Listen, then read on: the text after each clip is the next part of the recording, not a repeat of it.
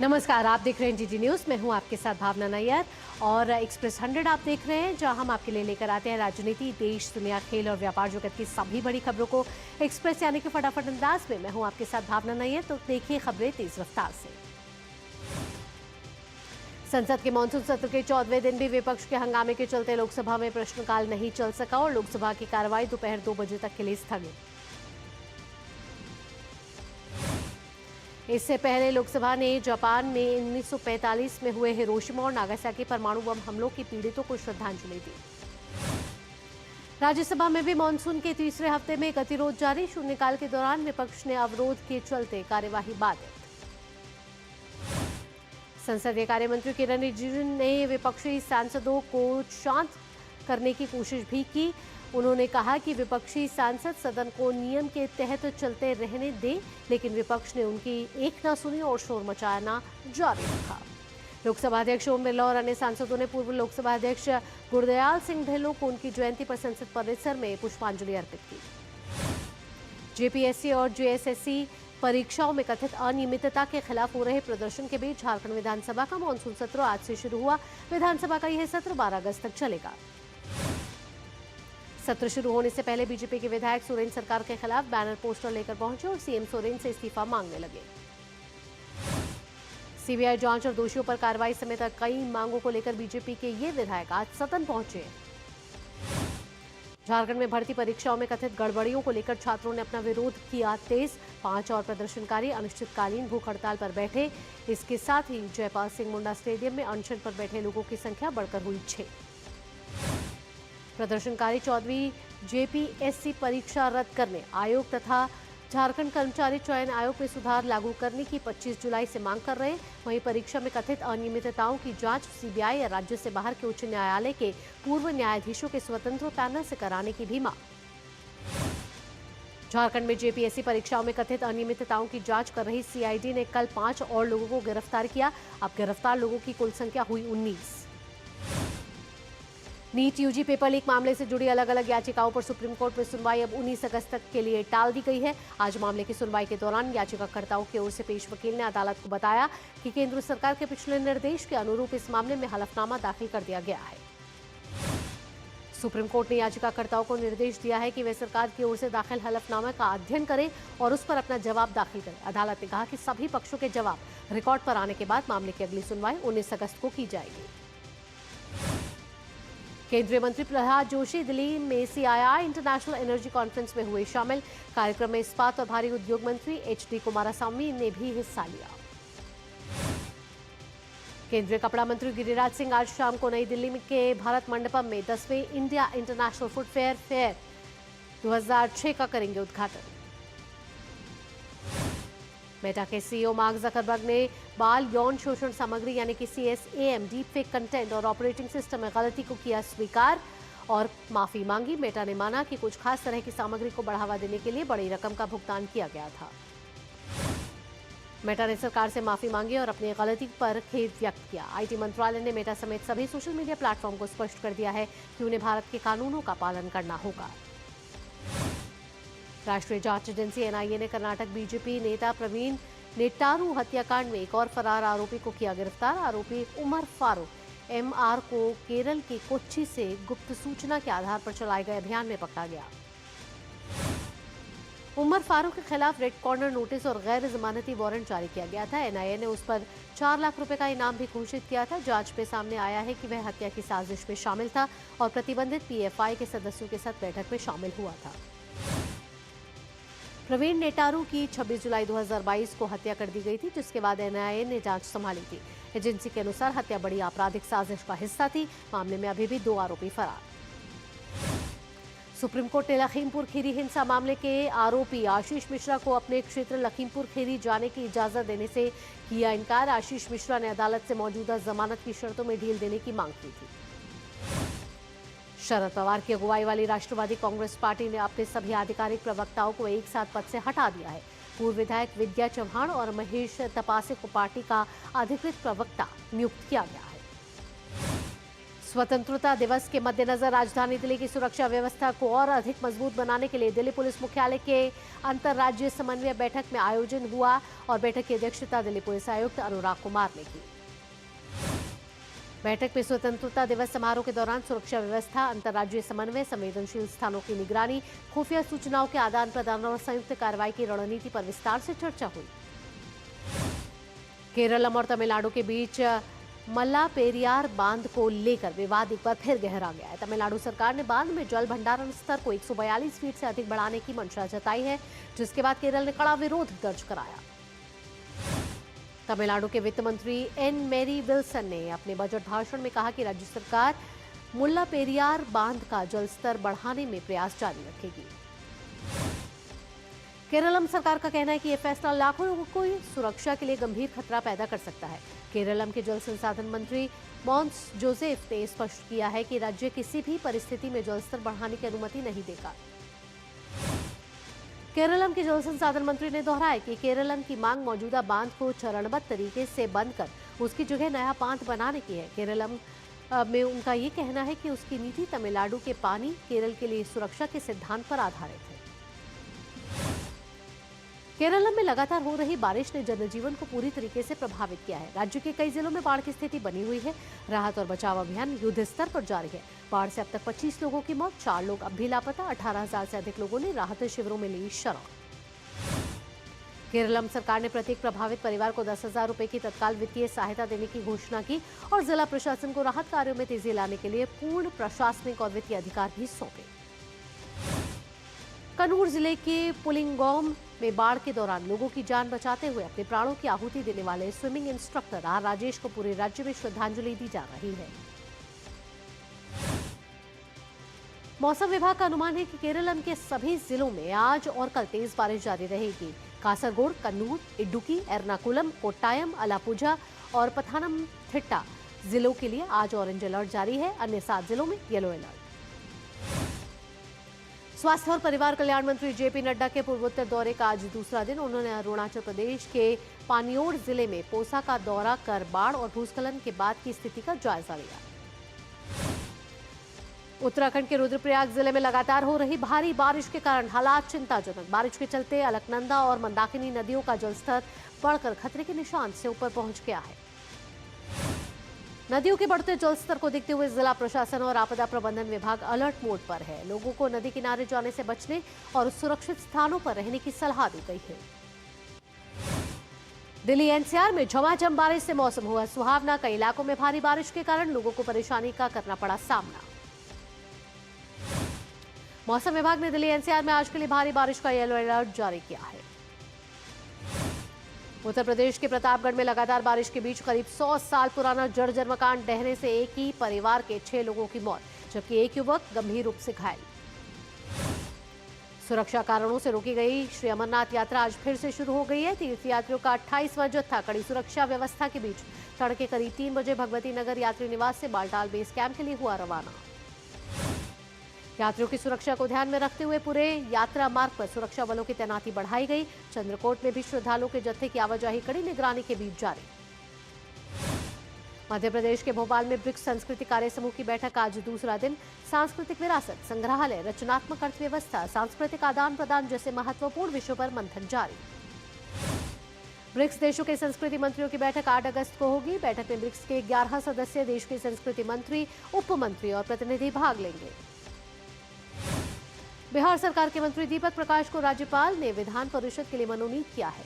इस फैसले को लेकर उन्होंने प्रधानमंत्री मोदी और गृह मंत्री अमित शाह समेत एनडीए के सभी सहयोगी दलों के नेताओं का आभार व्यक्त किया। महाराष्ट्र के सरकारी मेडिकल कॉलेजों में डॉक्टरों की अनिश्चितकालीन हड़ताल से स्वास्थ्य सेवाएं प्रभावित। डॉक्टर सरकार के उस फैसले का विरोध कर रहे हैं जिसके तहत होम्योपैथ को महाराष्ट्र चिकित्सा परिषद ने पंजीकरण कराने और 6 महीने का प्रमाण पत्र लेने के बाद एलोपैथिक दवाएं लिखने की अनुमति दी है। सीबीआई ने एक बड़े वित्तीय घोटाले के आरोपी और इंटरपोल की रेड नोटिस वांछित विशाखा राठौड़ को संयुक्त अरब अमीरात से भारत वापस लाने में सफलता हासिल की है। विदेश मंत्रालय और गृह मंत्रालय के समन्वय से विशाखा राठौड़ को 3 अगस्त को यूएई से डिपोर्ट किया गया। जम्मू कश्मीर पुलिस और सुरक्षा एजेंसियों ने लश्कर-ए-तैयबा के वांछित और कुख्यात आतंकी मोहम्मद लतीफ भट्ट की गिरफ्तारी में मदद करने वाली पुख्ता सूचना देने वालों के लिए 15 लाख रुपए के नकद इनाम की घोषणा की। श्रीनगर के कई प्रमुख और व्यस्त इलाकों में उसके वांटेड पोस्टर लगाए गए। केंद्रीय गृह मंत्री अमित शाह ने आज पूर्व विदेश मंत्री सुषमा स्वराज की पुण्यतिथि पर उन्हें श्रद्धांजलि अर्पित की। सोशल मीडिया पोस्ट में उन्होंने सुषमा स्वराज को सौम्यता और सादगी की मिसाल बताया। अमित शाह ने कहा कि विदेश मंत्रालय को आम जनता से जोड़ने वाली उनकी कार्यशैली और उनका सरल जीवन हमेशा स्मृतियों में जीवंत रहेगा। विदेश मंत्री डॉक्टर एस जयशंकर ने बोलीविया के विदेश मंत्री, बोलीविया सरकार और लोगों को उनके स्वतंत्रता दिवस पर बधाई दी। डॉक्टर एस जयशंकर ने बोलीविया से भारत के सहयोग को और मजबूत करने की उम्मीद जताई। सेंट्रल विस्टा पुनर्विकास प्रोजेक्ट से बने कर्तव्य भवन 3 का 1 साल पूरा। प्रधानमंत्री नरेंद्र मोदी ने 6 अगस्त 2025 को नई दिल्ली के कर्तव्य पथ पर स्थित इस भवन का उद्घाटन किया था। कर्तव्य भवन में एक ही छत के नीचे कई अहम मंत्रालय हैं। इसमें गृह, विदेश, ग्रामीण विकास, एमएसएमई, कार्मिक और प्रशिक्षण विभाग, पेट्रोलियम मंत्रालय और प्रधान वैज्ञानिक सलाहकार के कार्यालय स्थित है। एक्सप्रेस 100 में वक्त हो चला एक छोटे से ब्रेक का। ब्रेक के बाद भी रफ्तार भरी खबरों के सिलसिले को रखेंगे जारी। कहीं मत जाइएगा, देखते रहिए डीटी न्यूज। ओ हरी भैया, अरे वाह, खेतों में कौन सी फसल लगाए हो? 12 महीने कमा कर दे ऐसी फसल। क्या? मैंने नया व्यवसाय शुरू किया है। उसके लिए पैसे? इसमें किसी निवेश की जरूरत ही नहीं। अच्छा, मुखिया जी। अरे मुखिया जी, नमस्ते। अरे हरी, कब आ रहे हो? आप बस चलिए, मैं पहुंचता हूँ। अब मैं LIC एजेंट हूँ। LIC एजेंट बनो, अब बड़ा सोचो। हमारी वेबसाइट पर जाएं या अपनी नजदीकी LIC शाखा से संपर्क करें। भारत की सबसे बड़ी gold loan NBFC Muthoot finance से गोल्ड लोन लीजिए और फिर देखिए सोना क्या नहीं कर सकता। कॉल कीजिए 1-800-313-1212। जब धरती चीर कर निकलता है लोहे का पत्थर और मिलता है मोंगिया के जोश से, फिर तपता है, पिघलता है और बनता है फौलाद। अब होता है सरिया सारी खूबियों के साथ। मोंगिया स्टील, मजबूत देश का मजबूत सरिया। ब्रेक के बाद आपका स्वागत है। आप देख रहे हैं एक्सप्रेस 100। रफ्तार भरी खबरों के सिलसिले को बढ़ाते आगे। दिल्ली हाईकोर्ट ने बिना आयकर रिटर्न दाखिल किए गए TDS रिफंड से जुड़ी याचिका पर केंद्र सरकार को नोटिस जारी किया है। याचिका में दावा किया गया है कि इससे लगभग 2.35 करोड़ बुजुर्गों और कम आय वाले लोगों को लाभ मिल सकता है। भारतीय रिजर्व बैंक अगले वित्त वर्ष की शुरुआत में 10 और 20 रुपए के पॉलीमर यानी कि प्लास्टिक नोट जारी कर सकता है। RBI गवर्नर संजय मल्होत्रा ने कहा कि यह फील्ड ट्रायल सफल रहने पर संभव होगा। फील्ड ट्रायल पूरे होने के बाद इन्हें चलन में लाने की योजना है। भारतीय रेलवे ने जुलाई तक वित्त वर्ष 2026-27 के पूंजीगत व्यय का 39% खर्च कर लिया है। 2.93 लाख करोड़ रुपए के बजट में से 1.15 लाख करोड़ रुपए खर्च हुए। सरकार ने बताया कि कवच का दायरा बढ़ाने और रेल नेटवर्क के आधुनिकीकरण का काम तेजी से जारी है। 31 जुलाई 2026 तक कवच 4.0 2633 रूट किलोमीटर पर लागू किया जा सका है।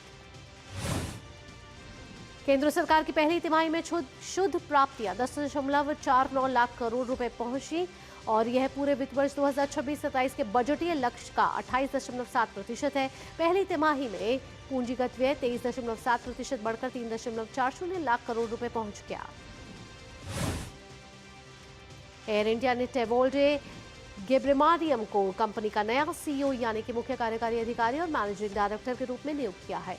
टेवोल्डो गेब्रेमारियम इससे पहले इथियोपियन एयरलाइंस ग्रुप के प्रमुख रह चुके हैं।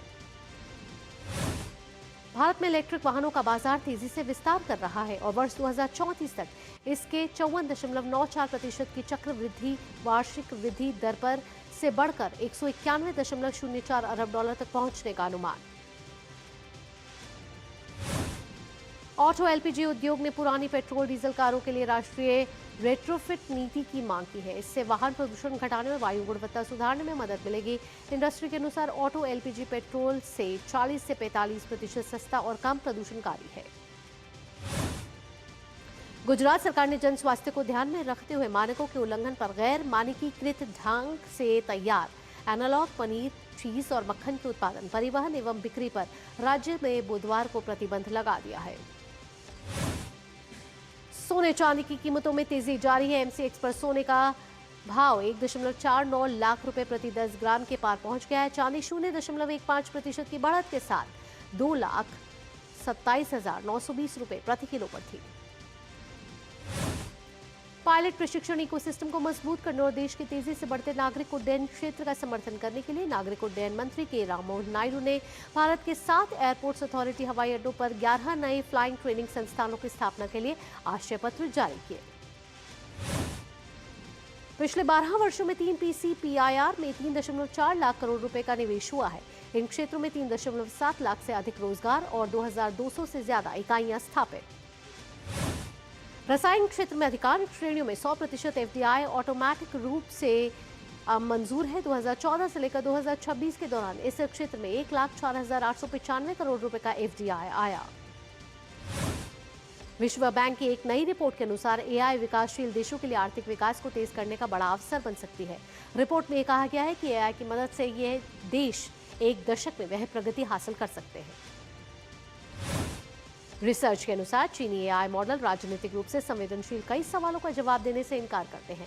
सरकारी सेंसरशिप के कारण उनकी वैश्विक स्वीकार्यता और भरोसे पर असर पड़ रहा है। कई देशों ने चीनी AI मॉडल डीप सीक के इस्तेमाल पर प्रतिबंध या पाबंदियां लगाई हैं।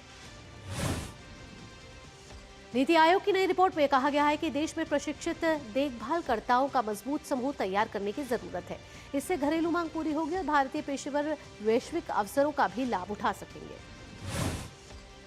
ट्राई की तरफ से टेलीकॉम और ब्रॉडबैंड सेवा गुणवत्ता नियम 2024 में संशोधनों के लिए एक नया ड्राफ्ट जारी किया गया है। इसका मुख्य उद्देश्य कॉल ड्रॉप, स्लो इंटरनेट और नेटवर्क समस्याओं को कम करके उपभोक्ता हितों की रक्षा करना है। सरकार ने कहा है कि अमेजॉन और वॉलमार्ट के स्वामित्व वाली फ्लिपकार्ट जैसी विदेशी स्वामित्व की रिटेल ई-कॉमर्स कंपनियों को भारत में बने उत्पादों के निर्यात के लिए इन्वेंट्री मॉडल के तहत भारत में अलग वैधानिक इकाइयां बनानी होंगी। भारतीय शेयर बाजार की शुरुआत सपाट रही। शुरुआत में सेंसेक्स 163 अंक की मजबूती के साथ 78,743 और निफ्टी 13 अंक की मामूली तेजी के साथ 24,636 पर था। डिफेंस शेयरों में सबसे ज्यादा खरीदारी रही, जबकि रियलिटी, ऑटो और IT शेयरों में कमजोरी देखी गई।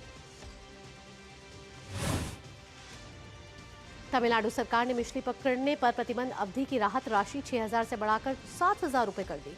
इससे राज्य के लगभग 1.93 लाख पारंपरिक मछुआरे परिवारों को लाभ मिलेगा। ईरान ने कहा कि ओमान के साथ हॉर्मुज स्ट्रेट पर समझौते की प्रक्रिया अंतिम चरण में है। विदेश मंत्रालय के अनुसार मसौदा लगभग तैयार है और माफ कीजिएगा और जल्द संयुक्त घोषणा हो सकती है। संभावित समझौते से वैश्विक तेल और गैस आपूर्ति के लिए अहम हॉर्मुज स्ट्रेट फिर से खुल सकता है। हालांकि समझौता अमेरिका की ओर से ईरान के बंदरगाहों पर लगे प्रतिबंध हटाने पर निर्भर करेगा। यहां रुकेंगे एक छोटे से ब्रेक के लिए, जल्द हाजिर होते हैं। जब खबर सिर्फ स्टूडियो तक सीमित न हो और सच की पड़ताल हो ग्राउंड जीरो से, चाहे राजनीति हो या बढ़ते भारत की कहानी, किसानों की तरक्की हो या युवाओं की आवाज, देश के हर कोने से सटीक और विश्वसनीय रिपोर्ट पूरी जिम्मेदारी के साथ, जहां होती है केवल खबर। रिपोर्ट एट 10 हर रविवार रात 10 बजे सिर्फ DD न्यूज पर। ब्रेक के बाद आपका स्वागत है। खबरों के सिलसिले को आगे बढ़ाते हैं। अमेरिका ईरान तनाव के बीच ईरान ने चेतावनी दी है कि नए हमले की स्थिति में वह खाड़ी क्षेत्र के अहम ऊर्जा ठिकानों को निशाना बना सकता है। रॉयटर्स के अनुसार यह संदेश अमेरिका के सहयोगी खाड़ी देशों तक पहुंचाया गया है। ईरानी विदेश मंत्री अब्बास अराक्ची ने सऊदी अरब, तुर्की और कतर के विदेश मंत्रियों से बातचीत की। उन्होंने खाड़ी देशों से राष्ट्रपति डोनाल्ड ट्रंप पर नए हमले रोकने के लिए दबाव बनाने की अपील की। ब्राजील के साओ पाउलो में एक केमिकल फैक्ट्री में भीषण आग लग गई। आग पर काबू पाने के लिए 30 से ज्यादा दमकल वाहनों को मौके पर भेजा गया। आग फैलने के खतरे के बीच आसपास के इलाकों से करीब 150 लोगों को सुरक्षित निकाला गया। घटना में अभी तक किसी के हताहत होने की आधिकारिक पुष्टि नहीं हुई है। रूस ने यूक्रेन की राजधानी कीव पर भीषण हवाई हमले किए हैं। हमले में कम से कम 14 लोगों की मौत, जबकि 27 लोग घायल बताए जा रहे हैं। रूस के राष्ट्रपति व्लादिमीर पुतिन ने रक्षा मंत्रालय में कई वरिष्ठ सैन्य नियुक्तियों और फेरबदल की घोषणा की है। उन्होंने कहा कि इन बदलावों का उद्देश्य सेना की कार्यप्रणाली, हथियार आपूर्ति व्यवस्था और सैन्य कमान को अधिक मजबूत बनाना है। सिंगापुर ने कहा है कि अमेरिका के नए 12.5% टैरिफ से उसके अमेरिका को होने वाले लगभग 1/3 निर्यात पर असर पड़ेगा। प्रभावित निर्यात का मूल्य करीब 9.5 अरब सिंगापुर डॉलर बताया गया है। सिंगापुर के व्यापार मंत्री गैन किम योंग ने कहा है कि टैरिफ ऑप्टिकल उपकरणों और रसायन उत्पादों पर लागू होगा। हालांकि सेमीकंडक्टर, फार्मास्यूटिकल्स और कुछ इलेक्ट्रॉनिक्स को इससे छूट दी गई है। पाकिस्तान के पूर्व प्रधानमंत्री इमरान खान की कैद के 3 वर्ष पूरे होने पर पीटीआई समर्थकों ने देश भर में किया प्रदर्शन। पंजाब और सिंध में पुलिस ने कार्रवाई करते हुए 100 से ज्यादा लोगों को किया गिरफ्तार। खैबर पख्तूनख्वा के मुख्यमंत्री मोहम्मद सुहेल अफरीदी ने कहा है कि इमरान खान को न्याय नहीं मिला तो 27 सितंबर को इस्लामाबाद मार्च किया जाएगा। उन्होंने यह बात पीटीआई समर्थकों की सभा में कही। अफरीदी ने इमरान खान और उनकी पत्नी से जुड़े मामलों की जल्द सुनवाई तथा मुलाकात की अनुमति बहाल करने की मांग की। उन्होंने कहा कि पार्टी संवैधानिक और लोकतांत्रिक तरीके से अपना आंदोलन जारी रखेगी। रिपोर्ट के अनुसार अमेरिका ने हाल के महीनों में क्यूबा में अपने खुफिया गतिविधियां बढ़ा दी हैं। इसके तहत अतिरिक्त खुफिया कर्मियों और संसाधनों की तैनाती की गई है। राष्ट्रपति डोनाल्ड ट्रंप ने हालिया बयान में कहा था और उसके बाद यह हुआ कि क्यूबा ने अमेरिका पर हस्तक्षेप की कोशिशों का आरोप लगाया। अमेरिका ने मेक्सिको के ड्रग तस्करी गिरोह के सदस्य जुआन कार्लोस गोंजालेस उर्फ पेलोन की गिरफ्तारी में मददगार सूचना पर $2 करोड़ 50 लाख के इनाम की घोषणा की है। यह इनाम पहले $50 लाख था। नई दिल्ली में 17 से 23 अगस्त तक होने वाले विश्व बैडमिंटन चैंपियनशिप के ड्रॉ घोषित कर दिए गए हैं, जहां पुरुष एकल में आयुष शेट्टी को पहले ही दौर में मौजूदा विश्व चैंपियन चीन के शी यूकी का सामना करना है। विश्व बैडमिंटन चैंपियनशिप में भारत की ओर से पदक की प्रबल दावेदार पीवी सिंधु पहले दौर में आयरलैंड की सोफिया नोबल के खिलाफ कोर्ट पर उतरेंगी। 2022 वर्ल्ड चैंपियनशिप के कांस्य पदक विजेता लक्ष्य सेन पुरुष एकल के पहले राउंड में ऑस्ट्रिया के कॉलिंस वैलेंटाइन फिलोमेन का सामना करेंगे। भारतीय बैडमिंटन टीम के मुख्य कोच पुलेला गोपीचंद ने संतोष जताया और उम्मीद की है कि भारतीय खिलाड़ी अपने हुनर से इस चैंपियनशिप में अपनी छाप छोड़ने में कामयाब रहेंगे।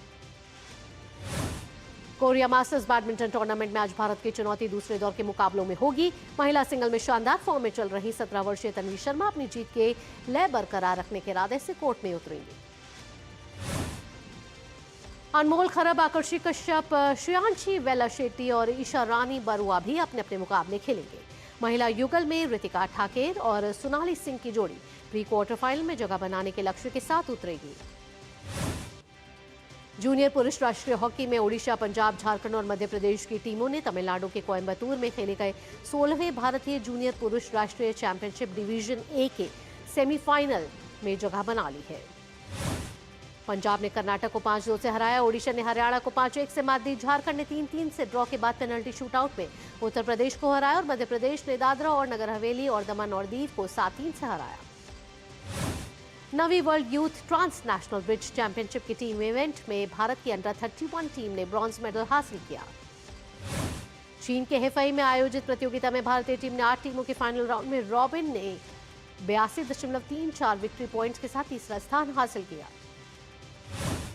गुजरात के मुख्यमंत्री भूपेंद्र पटेल को राष्ट्रमंडल खेलों का ध्वज औपचारिक तौर पर सौंप दिया गया, जिससे 2030 में अहमदाबाद में होने वाले खेलों की तैयारियों की सांकेतिक शुरुआत हो गई।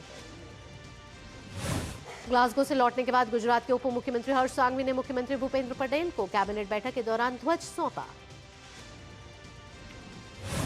राष्ट्रमंडल खेलों में कांस्य पदक जीतने वाली भारतीय जूडो खिलाड़ी उन्नति शर्मा का बुधवार को उनके गृहनगर देहरादून लौटने पर जोरदार स्वागत किया गया। स्कॉटलैंड पुलिस ने कहा है कि उसे ग्लासगो में राष्ट्रमंडल खेलों के बाद कई खिलाड़ियों के लापता होने की रिपोर्ट मिली है। युगांडा की खेल समाचार वेबसाइट NBS स्पोर्ट के अनुसार देश की मुक्केबाजी टीम के 4 सदस्य कथित तौर पर स्कॉटलैंड में लापता हो गए हैं। और पाकिस्तान टीम के एक मुक्केबाज के लापता होने की भी खबर है। स्कॉटलैंड पुलिस के एक प्रवक्ता का कहना है कि कई ऐसे लापता खिलाड़ियों के बारे में रिपोर्ट मिली है।